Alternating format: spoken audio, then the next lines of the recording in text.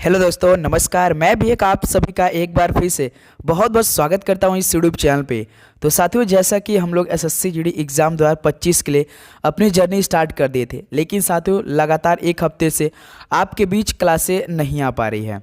लेकिन साथी आज से अब आपके लिए क्लास की जो टाइमिंग हमारी डेली रहती थी सुबह 8 बजे और शाम को 6 बजे और दोपहर में जो 12:30 बजे हम लोग की लाइव क्लासें चलती थी, वो अब आपके बीच लगातार आने वाली है। देखिए, एक हफ्ते शादी घर पे जो हमारे भाई साहब थे उनकी शादी थी, जो हम आपकी मैथ की क्लास लेते थे जो रेलवे में इस समय है, तो साथ ही उनका शादी था, तो एक हफ्ते से उसी में बिजी थे। घर की ये साथी अकेले हैं तो थोड़ा सा काम करना पड़ता है।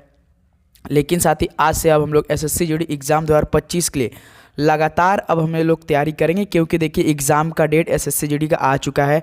वो है साथ ही 4 फरवरी। आप सभी को मालूम होगा कि एसएससी जीडी एग्ज़ाम 4 फरवरी से स्टार्ट होने वाला है। यहाँ से देखिए दिसंबर का महीना स्टार्ट होने वाला है साथ ही 2 से 3 दिन बाद, क्योंकि देखिए नवंबर का महीना भी आज 28 है, 29, 30, इसके बाद दिसंबर शुरू हो जाएगा। दिसंबर जनवरी 2 महीने हमारे पास बाकी है।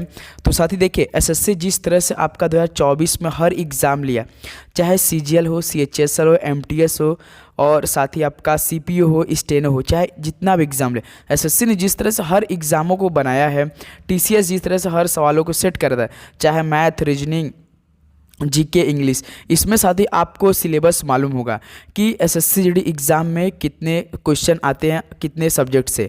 आपको मालूम होगा जीके साथ ही 20 क्वेश्चन आते हैं केवल, और हिंदी या इंग्लिश से 20 क्वेश्चन आता है, जो आपका मन है वो कीजिए। और रीजनिंग से 20 क्वेश्चन आते हैं, मैथ से 20 क्वेश्चन आते हैं, टोटल साथ ही 80 क्वेश्चन आते हैं इसमें से। याद रखिएगा, केवल 1 घंटा का आपको समय मिलेगा इसमें, और इसमें नेगेटिव मार्किंग भी रहता है 0.5 का। याद रखना, टोटल 180, एक क्वेश्चन 2 नंबर का रहेगा मेरे भाई, 80 दूनी 160 नंबर का ये पूरा आपका टेस्ट रहेगा। इस बार जो आपका कट ऑफ फाइनल गया था, काफ़ी जो टॉपर थे उन लोग का तो 160 में से किसी का तो 168, किसी का 170 चला गया था। लेकिन साथ ही आज से हम लोग अब तैयारी अपनी स्टार्ट करेंगे बहुत ही अच्छी तरीके से। याद रखिएगा, तो ये हम लोग का मॉक टेस्ट नंबर 5वां होगा। 4 मॉक टेस्ट इससे पहले एक हफ्ते पहले हम आपको प्रोवाइड कर दिया था, अभी तक आपने नहीं देखा तो उसको जाके एक बार जरूर देखिएगा। आज की सेशन में टोटल साथ हम लोग 50 क्वेश्चन करेंगे, जिसका टारगेट हम लोग का 50 आउट ऑफ 50 रहने वाला है। लैंग्वेज हिंदी रहेगा हम लोग का, वही हम लोग की क्लास की टाइमिंग रहेगी सुबह 8 बजे और शाम को 6 बजे। ओके, चलिए तो देखते हैं आज सेशन का पहला प्रश्न क्या दिया है। 1828 में भारत के गवर्नर जनरल के रूप में नामित होने वाले पहले वायसराय कौन थे? जो साथी 1888 में देखिए आज का पहला प्रश्न क्या दिया है। 1828 में भारत के गवर्नर जनरल के रूप में नामित होने वाले पहले वायसराय कौन थे? जो साथी 1828 में भारत के गवर्नर जनरल के रूप में नामित होने वाले पहले वायसराय थे, वो कौन थे? तो याद रखिएगा, लॉर्ड विलियम बेंटिक थे। तो पहले का हम लोग क्या हो जाएगा, सी ऑप्शन बिल्कुल राइट ऑप्शन हो जाएंगे। याद रखना है साथी। ओके, चलिए नेक्स्ट नंबर देखते हैं। क्वेश्चन नंबर देखिए सेकेंड क्या दिया है। हरित क्रांति वर्ष 1965 में शुरू हुई और ये किस पंचवर्षीय योजना 1961-66 के बीच थी? याद रखिएगा, जो याद रहेगा आपको, जैसे जो पंचवर्षीय योजना थी ये आपकी स्टार्ट कब हुई थी? 1951 से।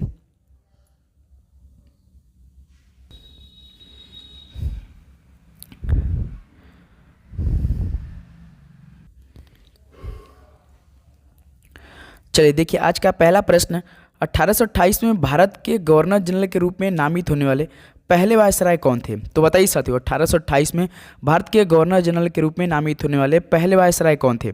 याद रखिए इससे लॉर्ड विलियम बेंटिक थे। तो पहले का ऑप्शन सी क्या हो जाएगा हम लोग का, राइट हो जाएगा। चलिए अगला सवाल देखते हैं। क्वेश्चन नंबर देखिए सेकेंड क्या दिया है।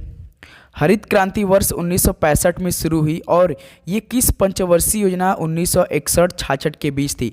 यदि आपको मालूम होगा साथियों कि पंचवर्षीय योजना कौन सी नंबर की कौन से डेट को स्टार्ट थी, तो आप ये प्रश्न आराम से कर सकते हैं। तो पहली पंचवर्षीय योजना की अवधि कब से कब तक थी साथी? तो 1951 से लेकर 56 के बीच थी। दूसरी साथी 56 से लेकर 61 के बीच थी। और तीसरी कब से कब तक थी? तो 61 से लेकर 66 के बीच थी। तो ये देखिए 1961 से 66 के बीच है, तो हरित क्रांति वर्ष 1965 में शुरू हुई और ये साथी तीसरी पंचवर्षीय योजना के बीच थी। याद रही, इसका मतलब क्या हो जाएगा, इसका देखिए डी ऑप्शन हम लोग का बिल्कुल राइट ऑप्शन। इस बार साथ ही हमें एसएससी जीडी में एकदम इस बार एक सीट कंफर्म कर लेनी है, क्योंकि देखिए सवाल बिल्कुल आप जिस तरह से तैयारी करेंगे 2 महीने में ना, उसी तरह सवाल आपके 20 प्रश्न आएगा, याद रखिएगा साथी।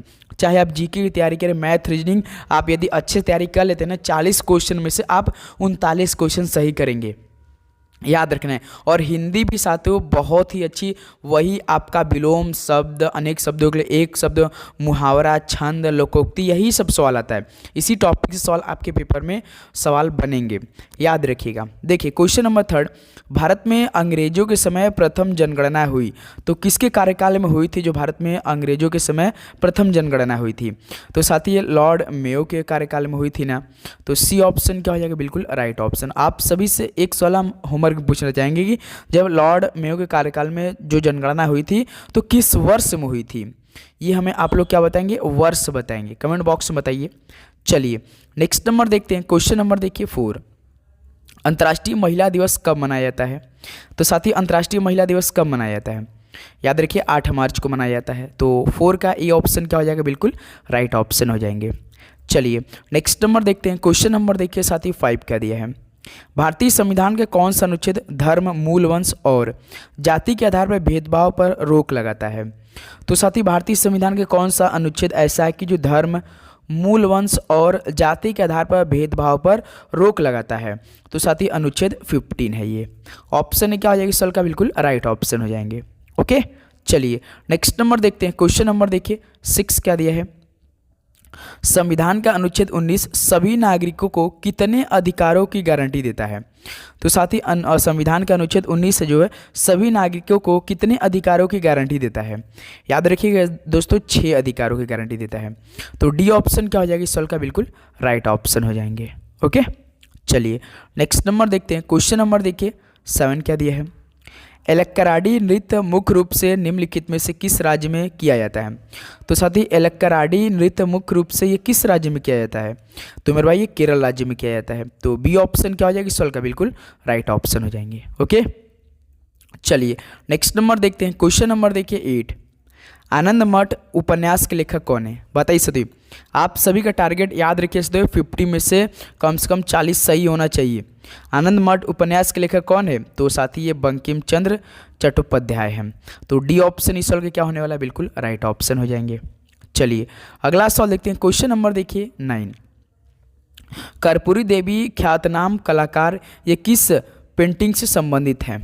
तो कर्पूरी देवी ख्यातनाम ये कलाकार है साथी, ये मधुबनी पेंटिंग से संबंधित हैं। तो 9 का ए ऑप्शन क्या हो जाएगा, बिल्कुल राइट ऑप्शन हो जाएंगे। लगातार साथी 1 हफ्ते से बिल्कुल भी आपके बीच क्लासें नहीं आ पाई, लेकिन साथी अब हम आपसे वादा करते हैं कि आप कितनी ज़बरदस्त तैयारी करेंगे कि आपको लगेगा बिल्कुल सर जी अब आप हमारे लिए डेली क्लास प्रोवाइड कीजिए।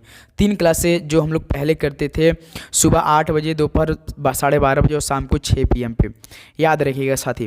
क्वेश्चन नंबर 10 देखिए, भारतीय संविधान का कौन सा अनुच्छेद राष्ट्रपति को जानकारी देने के संबंध में प्रधानमंत्री के कर्तव्य से संबंधित है? बताइए साथी, राइट ऑप्शन दीजिए। भारतीय संविधान का कौन सा अनुच्छेद है जो कि राष्ट्रपति को जानकारी देने के संबंध में प्रधानमंत्री के कर्तव्य से संबंधित है? तो अनुच्छेद साथी ये 78 है। तो इस सवाल का देखिए डी ऑप्शन क्या हो रहा है हम लोग का, बिल्कुल राइट ऑप्शन हो रहे हैं।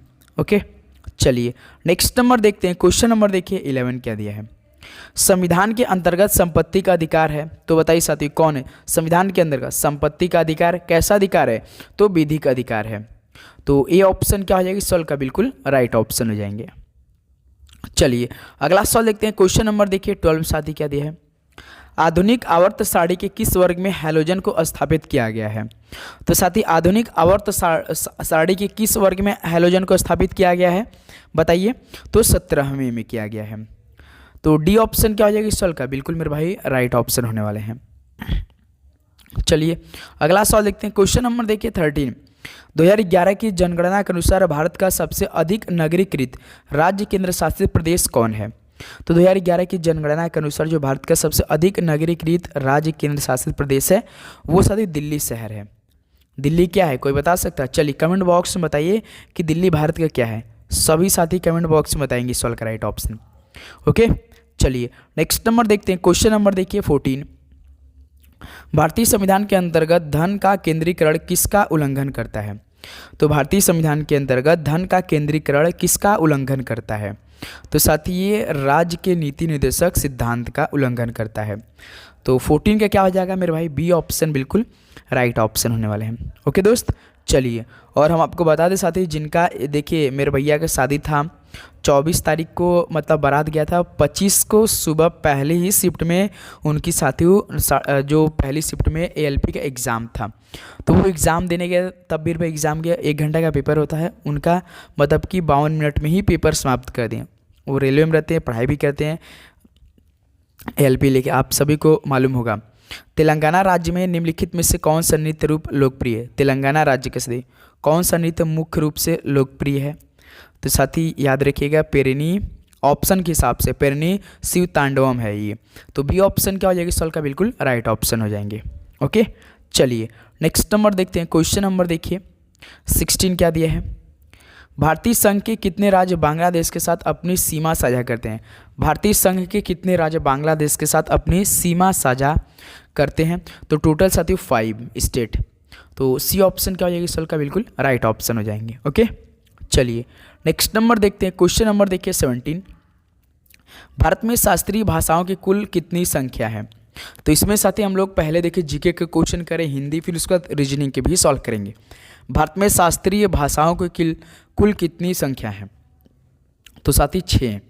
तो डी ऑप्शन क्या हो जाएगा? 20 का बिल्कुल राइट ऑप्शन हो जाएंगे। ओके, चलिए नेक्स्ट नंबर देखते हैं। क्वेश्चन नंबर देखिए 18। प्रसिद्ध संगीतकार अप्पा जलगांवकर किस वाद्य यंत्र से संबंधित है? प्रसिद्ध संगीतकार अप्पा जलगांवकर ये किस वाद्य यंत्र से संबंधित है? तो साथ ही याद रखिए हारमोनियम से संबंधित है। तो 18 का ए ऑप्शन क्या होने वाला है? बिल्कुल राइट ऑप्शन हो जाएंगे। चलिए अगला सवाल देखते हैं। क्वेश्चन नंबर देखिए 19 मेरे भाई। जल्लीकट्टू किस भारतीय त्यौहार से संबंधित है? जल्लीकट्टू किस भारतीय त्यौहार से संबंधित दोस्त? तो ये पोंगल से संबंधित है। बी ऑप्शन क्या होने वाला है? बिल्कुल राइट ऑप्शन हो जाएंगे। चलिए नेक्स्ट नंबर देखते हैं। क्वेश्चन नंबर देखिए 20। पेरिस ओलंपिक 2024 के उद्घाटन समारोह में भारत की महिला ध्वज वाहक के रूप में किसे चुना गया है? तो साथियों जो हाल ही में पेरिस ओलंपिक 2024 खत्म हुआ है, तो उद्घाटन समारोह में भारत की महिला ध्वज वाहक के रूप में किसे चुना गया है? किसे चुना गया था? तो साथ ही तो पीवी सिंधु से है, सिंधु को चुना गया था। अब बताइए आप लोग कमेंट बॉक्स में कि पीवी सिंधु किस खेल से संबंधित रखती हैं? कमेंट बॉक्स में सभी साथी बताएंगे। जो बीच में आपको होमवर्क मिलेगा साथियों, आपको उस सवाल का राइट ऑप्शन हमें कमेंट बॉक्स में देना है। ओके, चलिए नेक्स्ट नंबर देखते हैं। क्वेश्चन नंबर देखिए 21। हॉकी मैच में हाफ टाइम कितने मिनट बाद शुरू होता है? जो साथी हॉकी मैच होता है हाफ टाइम वो कितने मिनट फिर से स्टार्ट होता है? तो साथ ही ये 30 मिनट बाद, यानी आधे घंटे बाद फिर से शुरू हो जाता है। बी ऑप्शन क्या होने वाला है इस सवाल का? बिल्कुल राइट ऑप्शन। चलिए एक सवाल और आप लोग हमें बताएंगे होमवर्क के रूप में। हॉकी मैच में जब फील्ड के टाइम कितने टोटल प्लेयर खेलते हैं? काफ़ी इजी सवाल है। टोटल प्लेयर बताइए कि मैदान में जब मैच शुरू होता है तो इसमें कितने प्लेयर प्लेइंग करते हैं? कमेंट बॉक्स में बताइए। नेक्स्ट नंबर देखते हैं। क्वेश्चन नंबर देखिए 22 मेरे भाई। निम्नलिखित में से कौन सा हॉकी खिलाड़ी भारतीय संविधान सभा का हिस्सा था? चलिए कौन सा खिलाड़ी, कौन सा हॉकी खिलाड़ी से भारतीय संविधान सभा का हिस्सा था वो? तो साथी जयपाल सिंह मुंडा थे। राइट ऑप्शन क्या हो जाएगी सवाल का? सी बिल्कुल राइट हो जाएगा। चलिए नेक्स्ट नंबर देखते हैं। क्वेश्चन नंबर देखिए 23। निम्नलिखित में से कौन सा एक अप्रत्यक्ष कर है? तो साथी इनमें से कौन सा एक अप्रत्यक्ष कर है? तो याद रखिए उत्पाद शुल्क। तो बी ऑप्शन क्या हो जाएगा? बिल्कुल मेरे भाई राइट ऑप्शन हो जाएंगे। ओके, चलिए नेक्स्ट नंबर देखते हैं। Question number 24। भारत में नवीं पंचवर्षीय योजना की अवधि क्या थी? चलिए बताइए, भारत में नवीं पंचवर्षीय योजना की अवधि क्या थी? टाइम पीरियड क्या थी? तो सर जी 1997 से लेकर 2002 के बीच, क्योंकि 5 साल की हर पंचवर्षीय योजना थी। तो देखिए बी ऑप्शन क्या होने वाला है इस साल का? बिल्कुल राइट ऑप्शन हो जाएंगे। ओके, चलिए नेक्स्ट नंबर देखते हैं। क्वेश्चन नंबर देखिए 25। राष्ट्रीय मानवाधिकार आयोग यानी NHRC में कितने पूर्णकालिक सदस्य होते हैं? तो राष्ट्रीय मानवाधिकार आयोग यानी NHRC में कितने पूर्णकालिक सदस्य होते हैं? तो टोटल साथियों 5 सदस्य होते हैं। याद रखिएगा बी ऑप्शन क्या होने वाला है इस साल का? बिल्कुल राइट ऑप्शन हो जाएंगे। कोई दिक्कत? बिल्कुल। तो साथी आप लोग चैनल पे जितने भी नए आ रहे भाई, अब देखिए हम लोग का टारगेट क्या रहेगा जनवरी से दिसंबर से। तो हम लोग देखिए SSC का पिछले 5 वर्षों का GD एग्ज़ाम का टारगेट करके पूरे प्रीवियस ईयर के सवाल कर लेना है। उसके बाद साथ ही हम लोग जनवरी से लेके 1 महीने तक लगातार क्यूज करना है। टोटल 10,000 लगभग क्वेश्चन का हम लोग टारगेट तैयार करेंगे क्वेश्चनों का, इसलिए हम लोग इसमें 10,000 भाइयों को ऐड करना है। चैनल पर नहीं तो आप लोग सब्सक्राइब करो, नोटिफिकेशन ऑन कीजिएगा और अपने दोस्तों में जरूर शेयर कीजिएगा। ओके, क्वेश्चन नंबर 26 देखिए, सर्वोच्च न्यायालय किस अनुच्छेद के तहत रिट जारी कर सकता है? सर्वोच्च न्यायालय किस अनुच्छेद के तहत रिट जारी कर सकता है मेरे भाई? तो अनुच्छेद 32 के तहत। बी ऑप्शन क्या हो जाएगा इस सवाल का? बिल्कुल राइट ऑप्शन हो जाएंगे। चलिए अगला सवाल देखते हैं, क्वेश्चन नंबर 27 देखिए, 2024 में वाणिज्य और उद्योग मंत्री कौन है? तो 2024 में साथियों वाणिज्य और उद्योग मंत्री कौन है? तो पीयूष गोयल है। तो बी ऑप्शन क्या हो जाएगा? बिल्कुल राइट ऑप्शन हो जाएंगे। चलिए नेक्स्ट नंबर देखते हैं, आपका क्वेश्चन नंबर देखिए 28 क्या दिया है?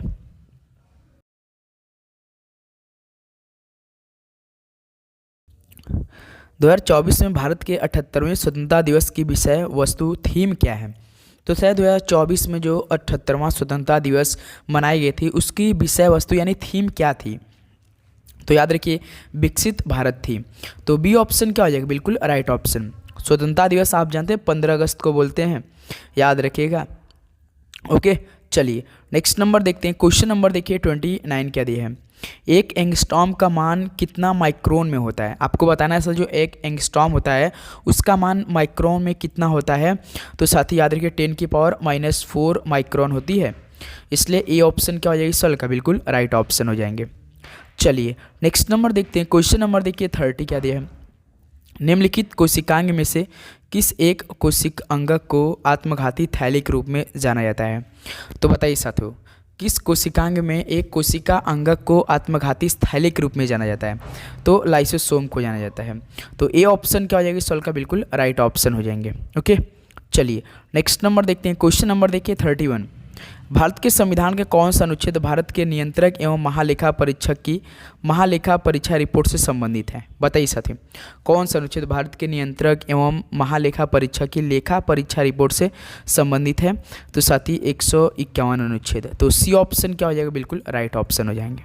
ओके चलिए नेक्स्ट नंबर देखते हैं, क्वेश्चन नंबर देखिए 32, राष्ट्रीय खाद्य सुरक्षा अधिनियम किस वर्ष पारित किया गया था? तो साथी राष्ट्रीय खाद्य सुरक्षा अधिनियम ये किस वर्ष पारित किया गया था? याद रखिए 2013 में। इससे सवाल भी आपके पेपर में बनेंगे, याद रखिएगा मेरा। टोटल 80 क्वेश्चन आते हैं, तो एक क्वेश्चन 2 नंबर का यानी 160 नंबर का आपका टेस्ट होता है। एक घंटा ही समय आपको मिलेगा भाई, आप समझ सकते। इसमें से 40 क्वेश्चन तो आपको हल करना पड़ेगा कॉपी पेन पर, यानी मैथ और रीजनिंग। जैसे MTS एग्ज़ाम दिया उसमें तो केवल क्वालिफाइंग नेचर था, केवल 12 क्वेश्चन सही करना था। तो भाई आप समझ सकते हैं इसमें आपको तैयारी किस लेवल की चाहिए और कैसी प्रैक्टिस सेट चाहिए आपको, आप समझ सकते हैं। क्वेश्चन नंबर 33 देखिए, केरल और लक्षद्वीप का उच्च न्यायालय कहाँ पर स्थित है? तो साथी ये कहाँ पे केरल और लक्षद्वीप का उच्च न्यायालय? तो ये कोच्चि में स्थित है। ऑप्शन सी क्या हो जाएगा? बिल्कुल राइट ऑप्शन हो जाएंगे। चलिए अगला सवाल देखते हैं, क्वेश्चन नंबर देखिए 34, बृहदेश्वर मंदिर निम्नलिखित में से किस राज्य में स्थित है? तो बृहदेश्वर मंदिर ये किस राज्य में स्थित है मेरे भाई? तो तमिलनाडु राज्य में स्थित है। ऑप्शन सी क्या हो जाएगा? बिल्कुल राइट ऑप्शन हो जाएंगे। ओके चलिए नेक्स्ट नंबर देखते हैं, क्वेश्चन नंबर देखिए 35, अब्दुल करीम खान हिंदुस्तानी संगीत के किस घराने से प्रतिपादक थे? तो अब्दुल करीम खान साथी ये हिंदुस्तान संगीत के किस घराने के प्रतिपादक थे? तो ये किराना घराने के थे। तो डी ऑप्शन क्या हो जाएगा इस सवाल का? बिल्कुल राइट ऑप्शन हो जाएंगे। चलिए नेक्स्ट नंबर देखते हैं, क्वेश्चन नंबर देखिए 36। अब देखिए हिंदी के सवाल आपको मिलेंगे साथी, ध्यान देंगे। 36 देखिए, आज अमावस की रात है, वाक्य में रेखांकित शब्दों का तत्सम रूप में क्रमशः क्या होगा? जैसे देखिए हम सवाल कराएंगे साथी, बिल्कुल ऐसा ही पैटर्न आपको पेपर मिलेगा। तो आज अमावस की रात है, अमावस क्या करना है सर? शब्दों का तत्सम रूप क्रमशः क्या होगा? अमावस यानी क्या होता है साथी? रात्रि होता है अमावस्या। तो क्या हो जाएगा? अमावस्या का क्या हो जाएगा? रात्रि हो जाएगा। ए ऑप्शन क्या हो जाएगा? बिल्कुल राइट ऑप्शन हो जाएंगे। ओके चलिए नेक्स्ट नंबर देखते हैं, क्वेश्चन नंबर 37, लोकसभा का चुनाव एक निश्चित के लिए होता है, रिक्त स्थान हेतु उपयुक्त शब्द क्या होगा?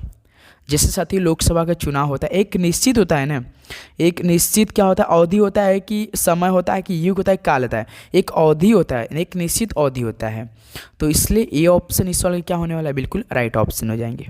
ओके चलिए नेक्स्ट नंबर देखते हैं, क्वेश्चन नंबर देखिए 38, मैं और मेरे मित्र को क्रिकेट खेलने का शौक है, वाक्य के किस अंश में त्रुटि है बताइए सदी।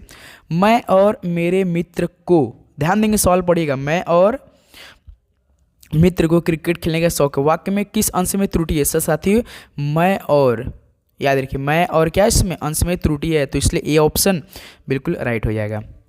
चलिए नेक्स्ट नंबर देखते हैं, क्वेश्चन नंबर देखिए 39। दिए गए वाक्यांश के लिए एक शब्द का चयन कीजिए जो हर समय दूसरों की बुराइयां खोजते हैं। तो बताइए सत्य, जो हर समय दूसरों की बुराइयां खोजते हैं, अनेक शब्दों के लिए एक शब्द बताइए, क्या हो जाएगा। तो साथियों इसको क्या बोलते हैं, छिंद्रावेशी बोलते हैं, क्या बोलते हैं, छिंद्रानवेशी बोलते हैं। तो डी ऑप्शन क्या होने वाला है इस सवाल का, बिल्कुल राइट ऑप्शन हो जाएंगे। ओके चलिए अगला सवाल देखते हैं, क्वेश्चन नंबर देखिए 40। उस सही विकल्पों का चयन करें जो वाक्यांशों के लिए एक शब्द का विकल्प हो। आग से झुलसा हुआ, बताइए क्या हो जाएगा।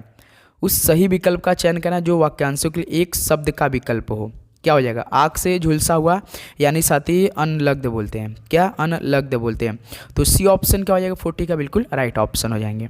ओके चलिए नेक्स्ट नंबर देखते हैं, क्वेश्चन नंबर देखिए 41। सिंह का पर्यायवाची निम्न में से कौन सा है। सिंह मानी क्या हो जाएगा सर जी, राइट ऑप्शन दीजिए, तो शार्दुल हो जाएगा। तो बी ऑप्शन क्या हो जाएगा इस सवाल का, बिल्कुल राइट ऑप्शन हो जाएंगे। ओके चलिए नेक्स्ट नंबर देखते हैं, क्वेश्चन नंबर देखिए साथी 42 क्या दिया है। किस शब्द की वर्तनी सही है। उज्ज्वल, उज्ज्वल कैसे लिखा जाता है। तो साथी उल डबल आधा ज डबल रहता है, उज्ज्वल, तो ऐसा कौन है देखिए बी ऑप्शन क्या हो जाएगा 42 का, बी ऑप्शन बिल्कुल राइट ऑप्शन हो जाएंगे। ओके चलिए नेक्स्ट नंबर देखते हैं, क्वेश्चन नंबर देखिए 43। विषाद का विलोम क्या होगा। विषाद यानी क्या होता है सदी, तो हर्ष हो जाएगा। ए ऑप्शन क्या हो जाएगा, बिल्कुल राइट ऑप्शन हो जाएंगे। चलिए नेक्स्ट नंबर देखते हैं, क्वेश्चन नंबर देखिए साथी 44 क्या दिए हैं। मेरे हृदय में प्रचंड ज्वाला उठी हुई है, वाक्य रेखांकित शब्द के लिए उपयुक्त पर्यायवाची बताइए। आप इस तरह के सवाल आया, यदि साथी देखिएगा कि क्या है रेखांकित है, तो आपको कुछ नहीं करना है, केवल रेखांकित शब्द को पढ़ना है और क्या पूछा है बस उसे, जिससे प्रचंड का आपको पर्यायवाची बताना है। तो प्रचंड का मतलब उग्र होता है। तो देखिए ए ऑप्शन क्या हो जाएगी सवाल का, बिल्कुल राइट ऑप्शन हो जाएंगे। ओके चलिए नेक्स्ट नंबर देखते हैं, क्वेश्चन नंबर देखिए साथी 45। दिए गए वाक्य में रिक्त स्थान की पूर्ति कीजिए। गाय पेड़ के बैठी है, क्या हो जाएगा सदैव, गाय पेड़ के नीचे बैठती हैं, बिल्कुल। तो 45 का बी ऑप्शन क्या हो जाएगा, बिल्कुल राइट ऑप्शन हो जाएंगे। ओके चलिए नेक्स्ट नंबर देखते हैं, क्वेश्चन नंबर देखिए 46। अब देखिए साथी रीजनिंग का सवाल है, एकदम ध्यान से देखिएगा आप लोग। ओके देखिएगा सवाल को कैसे हल करेंगे। निम्नलिखित प्रश्न में दिए गए विकल्पों में से संबंधित अक्षर का चयन कीजिए। जैसे देखिए एक्स क्यू का संबंध यू एन से है, तो हमें किसका बताना, आई एच का संबंध बचाना है। पहले समीकरण को हल करते, क्या इसमें किस पैटर्न की बनाया है। जैसे एक्स क्यू का संबंध क्या है, यू एन से है, तो एक्स कितना होता है, कोडिंग आपको याद रखिए साथियों, आपके पेपर में कम से कम एसएससी जीडी में 3 से 4 सवाल डी कोडिंग और कोडिंग्स आते हैं। और आपको जो ए से जेड तक अल्फ़ाबेट है, इसकी सारी नंबरिंग आपको मालूम होना चाहिए। और साथियों अपोजिट भी मालूम होना चाहिए कि ए का अपोजिट क्या होगा, पी का अपोजिट क्या होगा, तुरंत आपको आना चाहिए। हमने आपको बताया कि यदि आप पहले याद कीजिए 27 से माइनस करेंगे तो आपको अपोजिट तुरंत आ जाएगा साथी। जैसे देखिए अपोजिट एक्स का कितना होता है, 24 होता है। यदि आप 27 में से 24 को घटाएंगे तो कितना बचेगा, 3 बचेगा। 3 पे कौन आता है, ए बी सी आता है, सी आता है 3 नंबर का। तो इस तरह से आपको मालूम होना चाहिए, याद पहले कीजिए साथी। ओके और क्यू कितना होता है, 17 नंबर का होता है। यू कितना होता है, 21 का होता है। एन आपका 14 नंबर का होता है। ओके अब देखिए 24 से 21 कैसे जाएंगे, इसमें क्या किया होगा, इसमें -3 किया है और 17 से 14 किया -3। ये जितने भी सारे सवाल हम कराएं आपके प्रीवियस ईयर पेपर के सवाल हैं। बिल्कुल इसका मतलब पैटर्न क्या है, -3 का पैटर्न करा है, देख सकते हैं आप लोग। तो हमसे किसका पूछा है, आई एच का पूछा। आई कितना नंबर का होता है, 9 नंबर का होता है। एच आपका 8 नंबर, 9 में से 3 घटाएंगे 6 देखिए केवल से एफ पे दिया है, डी ऑप्शन पे दिया और किसी में भी नहीं दिया है। क्योंकि देखिए यदि आई एच का जैसे हमसे पूछा है, आई आपका 9 नंबर पर होता है, एच आपका 8 नंबर पर होता है। 9 में से 3 घटाएंगे तो 6 कौन सा अल्फ़ाबेट होता है, एफ होता है। और एच यानी 8 में से 3 घटाएंगे तो 5 कौन होता है, ई होता है। देखिए एफ ई, यदि आपको इस तरह से मालूम होगा तो आपका एक भी सवाल गलत नहीं होगा साथी। तो डी ऑप्शन क्या हो जाएगा सवाल का, बिल्कुल राइट ऑप्शन हो जाएंगे। ओके चलिए नेक्स्ट नंबर देखते हैं, क्वेश्चन नंबर देखिए मेरे भाई 47। 2 प्रश्न आपके पेपर में कन्फर्म है, ये याद रखिएगा साथी। दो प्रश्न आपके पेपर में इस तरह का सवाल आएगा, आपको ये सवाल ऑप्शन के हिसाब से करना पड़ता है। जैसे देखिए, ज्ञात कीजिए कि कौन से दो चिन्हों को परस्पर बदलने पर निम्न समीकरण को सही किया जा सकता। तो भाई साहब देखिए, आपको इस सवाल को कैसे हल करना है। तो आपको देखिए, पहला जैसे ऑप्शन है गुणा और भाग, यानी गुणा की जगह जो समीकरण दिया है ये गुणा की जगह भाग, भाग की जगह गुणा रखना पड़ेगा।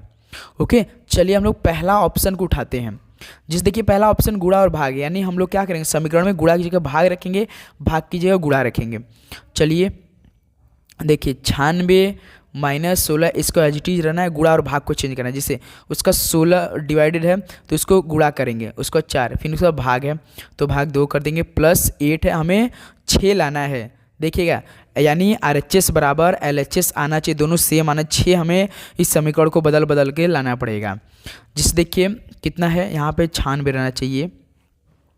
ओके, बॉडमस के नियम क्या है, पहले डिवाइड करेंगे हम लोग। ओके, जिसे देखिए 2 से 2 भाग देंगे, 4 में देंगे तो 2 आ जाएगा। उसका देखिए, उसका ये हो गया, उसका मल्टीप्लाई करते हैं, मल्टीप्लाई 2 देखिए 16 दूना 32 यहाँ से आ रहा है, पहले लिख लेते हैं। 96 माइनस 16 इंटू 2 है प्लस 8 है तो 32 आ जाएगा, माइनस 96 इधर है, प्लस 8 देखिए, ये माइनस 32 को छोड़ेंगे, पहले प्लस करेंगे, प्लस 8 और माइनस 96 कितना हो जाएगा, सॉरी प्लस 96 तो कितना 100 आपका 4 हो जाएगा। 104 में से जब आप लोग 32 घटाएंगे कितना आ जाएगा आपका, कितना आएगा बता सके, 30 कितना आएगा आपसे 72 आएगा सर। तो ये पहला ऑप्शन क्या है हम लोग का रॉन्ग है, क्योंकि हमें केवल 6 लाना है भाई, तो पहला हमारा समीकरण रॉन्ग है, पहला ऑप्शन रॉन्ग है। तो दूसरा ऑप्शन कब उठाते हैं, जिससे प्लस और गुणा, यानी प्लस की जगह गुणा, गुणा की जगह प्लस करना पड़ेगा। तो भाई ये भी ऑप्शन आपका नहीं मैच करेगा, ये भी आप देखेंगे तो साथी ऑप्शन क्या हो जाएगा, डी मैच कर सकता है। क्यों, हम आपको बताते हैं। चलिए देखिए, ऑप्शन डी को रखते हैं, जिससे माइनस और डिवाइड, यानी माइनस की जगह डिवाइड, डिवाइड की जगह माइनस रखेंगे। ओके, जैसे देखिए 96 ये माइनस, तो माइनस की जगह हम लोग डिवाइड कर देंगे। ओके, 96 उसका देखिए डिवाइड है, डिवाइड की जगह माइनस करेंगे क्योंकि समीकरण में चेंज करना है, इंटू 2 प्लस 8 बराबर ये हमें 6 लाना है। अब देखिए अब 96 का डिवाइड 16 में कैसे जाएगा, आपको यदि टेबल याद है 16 6 96 होता है, 6 बार में जाएगा ये बिल्कुल। उसके बाद -4 है इंटू 2 प्लस 8, देखिए उसके बाद डिवाइड कंप्लीट होगा, अब मल्टीप्लाई 6 माइनस 4 दूना 8 प्लस आपका 8, बिल्कुल इतना हो गया। अब देखिए ये +8 और +6 कितना होता है, 14 होता है, और -8 घटाएंगे कितना, 14 में 60 घटाएंगे 6, देखिए हमें कितना लाना था, 6 लाना था, तो 6 बराबर 6, इसका मतलब डी ऑप्शन रखने से हम लोग का राइट ऑप्शन हुआ। बस आपको साथ हमने तरीका समझा है किस तरह से आपको ये सवाल अटेम्प्ट करना है आपके पेपर में। तो आपके पेपर में देखिए या तो ऑप्शन साथी ऑप्शन सी देता है या तो ऑप्शन डी आपका टाइम वेस्ट करने के लिए देता है। ओके, चलिए नेक्स्ट नंबर देखते हैं, क्वेश्चन नंबर देखिए मेरे भाई 48 क्या दिया है, क्या दिया है सवाल, पी यानी फोन्स को NFMLC क्यों लिखा है, तो रियली को हम लोग कैसे करेंगे। ओके, तो पहले हम लोग साथी फोन्स को लिखेंगे PHONES, फोन्स को क्या लिखा है NFMLC क्यों लिखा है। ओके, पी आपका कितना नंबर का होता है, 16 नंबर का। अगला कलर लेते काफ़ी अच्छा समझ में आएगा। देखिए पी कितना होता है, 16 होता है, एच आपका 8 होता है, ओ आपका 15 होता है, एन आपका 14 होता है, ई आपका 5 होता है, यस आपका 19 होता है, एन आपका 14 होता है, एफ आपका 6 होता है, एम आपका 13 होता है, एल आपका 12 होता है, सी आपका 3 होता है, क्यू आपका 17 होता है, इतना होता है। अब देखिए 16 से 14 यानी -2, 8 से 6 यानी -2, और उसके बाद 15 से 13 यानी -2, 14 से 12 -2, 5 से 3 -2, 19 से 17 -2। भाई देखिए क्या क्या समीकरण में -2 किया है, बिल्कुल इतना ही किया और कुछ भी दिमाग नहीं लगाया है। तो अब हमसे किसका पूछा है दोस्त, हमसे रियली के पूछा है। आर कितना होता है, 18 होता है, ई कितना होता है, 5 होता है, ए आपका 1 होता है, यल डबल यल है तो 12 कर देते हैं, और वाई 25 होता है। कितना करेंगे साथी, 2, 18 से 2 घटाइए 16, 16 पे कौन होता है, पी, देखिए पी सब पे होता है, फिर 5 में से 2 घटाएंगे तो कितना आ जाएगा आपका 3, पीसी देखिए सभी में दिया है ऑप्शन में। उसके बाद 1 में से 3 घटाएंगे तो कितना, ये आपका इतना होता है, तो कितना हो जाएगा साथी आप देखेंगे y हो जाएगा। कितना हो जाएगा? y होगा। 25 हो जाएगा। 25 कौन होता है? y हो जाता है। उसके बाद मेरे भाई 12 में से 3 घटाएंगे तो कितना हो जाएगा आपका? कितना हो जाएगा आपका? कितना दिया है? REL LLM एल आपका कितना होता है? 12 होता है ना। PCJ जे तो आपका 10 होता है। यदि हम लोग घटाएंगे 12 में से 3 घटाएंगे तो 12 में से 2 ही भाई, सॉरी 2 ही तो घटा रहा है ना यार, 2 ही घटा रहा है। यहाँ से हम लोग 3 घटा 25 के -2 करना है भाई, -2। देखिए 27 में से यदि 2 घटाएंगे तो कितना होगा आपका? 25 25 वाई। अब 12 में से 2 घटाएंगे 10 पे कन्फ्यूज होगा भाई, जे डबल जे। देखिए इसमें डबल जे, और 25 में से 2 घटाइए -23 पे कौन होता है आपका साथी? डब्लू होता है। देखिए PCY JJW, तो कौन सा ऑप्शन है? देखिए डी ऑप्शन है। सॉरी -2, यहाँ पे माइनस मैंने क्या किया? -3 करा था, तो इसलिए क्या हो जाएगा? तो 48 का डी ऑप्शन बिल्कुल राइट हो। समीकरण समझिए, -2 क्या है। ओके दोस्त, चलिए अगला सवाल देखते हैं। क्वेश्चन नंबर आपका 49 देखिए। मानचित्र का संबंध स्थान से है तो दिक्स सूचक का संबंध किससे हो जाएगा? तो साथी स्थान खोजने के लिए किसका उपयोग किया जाता है? तो मानचित्र का उपयोग किया जाता है, याद रखिए साथी। तो हम लोग किसका करेंगे? दिशा खोजने के लिए किसका उपयोग करेंगे साथी? तो किसका खोजेंगे? दिक्स सूचक आपका दिशा खोजने के लिए उपयोग करेंगे। तो 49 का डी ऑप्शन क्या होने वाला? बिल्कुल राइट ऑप्शन हो जाएंगे। ओके, चलिए अगला सवाल देखते हैं। क्वेश्चन नंबर 50 देखिए। निम्नलिखित में से कौन सी संख्या दी गई श्रृंखला में प्रश्न चिन्ह के स्थान पर आएगी? चलिए भाई इस सवाल को हल कर लेते हैं। 18 23 32 37 46 इतना है। क्या समीकरण दिया है?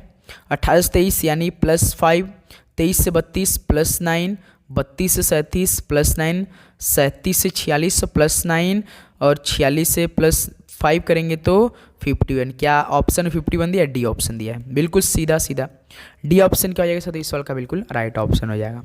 तो टोटल साथियों 50 क्वेश्चन मॉक टेस्ट नंबर 5 का कंप्लीट हो चुका है। देखिए साथियों 1 दिसंबर से आपका टोटल फुल पेपर चलेगा। मैथ भी, रीजनिंग और जीके और हिंदी विषय, ये 4 सब्जेक्ट आपका पेपर में कन्फर्म है। 1 ही घंटा में आप मेरे साथी हर एक सवाल को अटेम्प्ट करना है। ओके दोस्त, तो चलिए दोस्त मिलते हैं कल सुबह एक नए मॉडल पेपर के साथ बिल्कुल अच्छे से। क्लास की टाइमिंग याद रखिए, सुबह 8 बजे, दोपहर 12:30 बजे और शाम को 6 बजे। यही तीनों क्लास की टाइमिंग हमारी डेली रहेगी। बिल्कुल SSC GD का टारगेट हम लोग का रहेगा। ओके दोस्त, तो आप लोग चैनल पे नए तो जरूर सब्सक्राइब करके नोटिफिकेशन ऑन करें। ओके दोस्त, तो सभी को जय हिंद, वंदे मातरम। पढ़ाई करते रहिए। ऑल द वेरी बेस्ट, सभी को शुभ रात्रि।